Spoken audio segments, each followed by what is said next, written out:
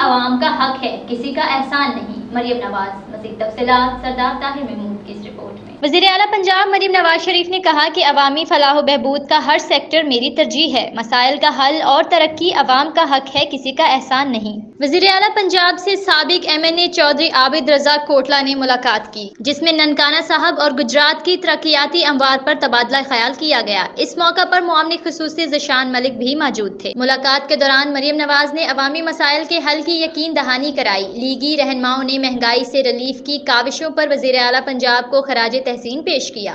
وزیر اعلیٰ پنجاب مریم نواز کا کہنا تھا کہ عوامی فلاح و بہبود کا ہر سیکٹر میری ترجیح ہے، عوام کے مسائل کا حل ہر صورت یقینی بنائیں گے، مسائل کا حل اور ترقی عوام کا حق ہے، کسی کا احسان نہیں۔ انہوں نے کہا کہ صوبے بھر میں سالڈ ویسٹ مینجمنٹ اور لینڈ فل سائٹس قائم کی جائیں گی۔ پنجاب میں 2500 بنیادی مرکز صحت اور 300 دیہی مرکز صحت کی ری ویمپنگ کی جا رہی ہے۔